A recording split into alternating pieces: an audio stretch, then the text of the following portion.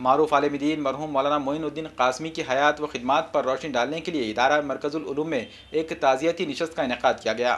شہر کی معروف ہستی علاقہ مراٹھواڑہ کے معروف عالم دین و مشہور وائز ادارہ مرکز العلوم کے سابق محتمم مرحوم مولانا معین الدین قاسمی کے لیے ایک دعائیہ مجلس کا اہتمام کیا گیا۔ ادارہ مرکز العلوم میں منعقدہ جلسے کی صدارت مفتی خلیل الرحمان قاسمی نے کی۔ مہمانان میں مولانا مظہر الحق قاسمی محتمم دارالعلوم محمدیہ حمایت نگر، مولانا محمد عثمان فیصل قاسمی دارالعلوم ناندیڑ، حافظ مظہر بیگ، قاری عبد الوحید، ایڈوکیٹ MZ صدیقی، سابق میئر عبدالستار، کارپوریٹر مسعود احمد خان، شیخ عبد الرحمان و دیگر افراد نے شرکت کی۔ جلسے میں شہر و بیرون شہر کے علماء کرام بڑی تعداد میں شرکت کی۔ اس موقع پر مولانا مرحوم کے فرزند اور ادارہ مرکز علوم کے محتمم مولانا محمد حامد اظہر الدین قاسمی دیگر ذمہ داران موجود تھے۔ مقررین جلسے سے اپنے خطاب میں مولانا مرحوم کے ساتھ بتائے ہوئے لمحات کو یاد کرتے ہوئے انہیں خراج عقیدت پیش کیا۔ اپنے صدارت خطاب میں مفتی خلیل الرحمان قاسمی نے مولانا مرحوم علم و فضل اور مجادلانہ قائدانہ اوصاف کا تذکرہ کرتے ہوئے کہا کہ مولانا کے انتقال سے ہوئے خلا کو پر کرنا علماء کرام کی ذمہ داری ہے۔ مفتی صاحب نے علماء کو نصیحت کی کہ وہ اپنے مطالعے کو مسلسل وسیع کرتے رہیں اور اپنے علم میں اضافہ کرتے رہیں۔ قرآن، حدیث، فقہ، ایمان و عقائد، سیرت محمد صلی اللہ علیہ وسلم وغیرہ کے علم کے ساتھ ساتھ حالات حاضرہ سے بخوبی واقف رہے، جدید ٹیکنالوجی سے کم حق و واقفیت رکھے، تبھی جا کر وہ ملت کی صحیح رہنمائی کا فریضہ ادا کر سکیں گے۔ مفتی صاحب نے مولانا مرحوم کے صاحبزادوں کی ستائش کی۔ انہوں نے مولانا کے انتقال کے بعد نہ صرف مدرسے کو جاری و ساری رکھا بلکہ اس کی ترقی کے لیے بھی کوشاں ہے۔ مفتی صاحب نے اہل خیر حضرات سے گزارش کی کہ وہ ادارہ مرکز العلوم کو اپنا تعاون بدستور جاری رکھیں۔ مفتی خلیل الرحمان صاحب قاسمی کی دعا پر نشست کا اختتام عمل میں آیا۔ حضرت مولانا معین الدین قاسمی نور اللہ مرقدہ جو آج سے 3 مہینے پہلے آج کی ہی تاریخ میں انتقال فرما گئے، ان کی یاد میں آج یہ نشست 3 مہینے کے بعد رکھی گئی، اور اس 3 مہینے کے عرصے میں مدرسے میں جو کچھ کام ہوا ہے وہ اس کا بھی اظہار کرنا مقصد تھا۔ اس کے علاوہ مستقبل میں مدرسے کے لیے کیا کیا چیزوں کی ضرورت ہے اور کس طریقے سے اس کام کو آگے بڑھایا جائے جس سے مولانا کی روح کو سکون حاصل ہو اور مولانا خوش رہیں، اس سلسلے میں یہ نشست رکھی گئی تھی۔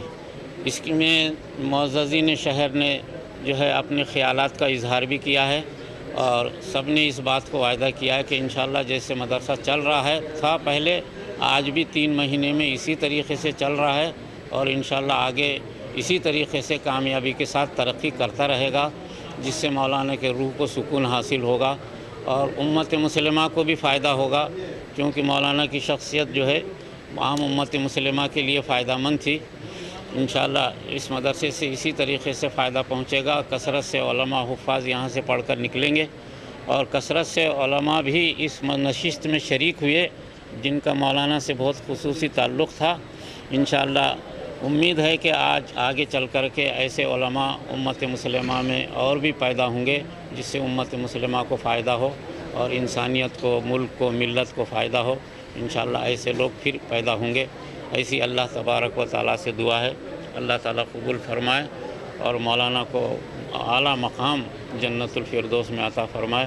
ادارہ مرکز العلوم نادر میں آج کی نشست حضرت مولانا معین الدین صاحب کے لیے خراج عقیدت تھی، ایک طرح سے کہ حضرت کی خدمات کو ہم نے یہاں اس کا تذکرہ کیا اور مدرسے کی ارتقاء کے لیے، ترقی کے لیے دعائیں کی۔ چند دنوں پہلے ایک ناخوشگوار واقعہ پیش آیا۔ دلی کے ایک دینی مدرسے میں ایک طالب علم کو بے دردی کے ساتھ شہید کر دیا گیا۔ ہمیں اس بات پر بہت دکھ ہے۔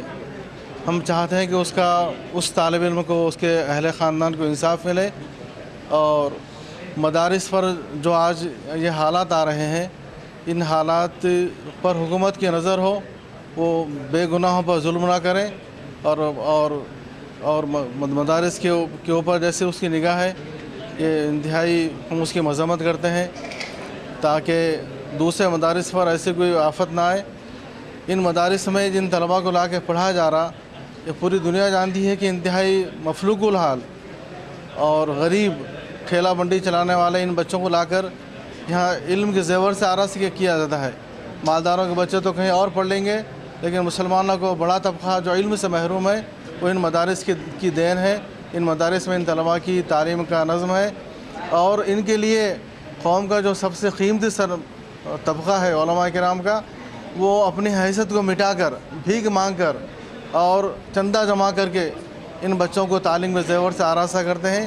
ان مدارس کی امت کو بھی قدر کرنا چاہیے اور حکومت بھی ان اداروں پر بری نگاہ نہ رکھے، بلکہ یہ ادارے امن و امان کا گہوارہ ہیں اور یہ بھائی چارگی سکھاتے ہیں۔ اس لیے میں سب سے اپیل کروں گا کہ مدارس کی طرف خصوصی توجہ دیں۔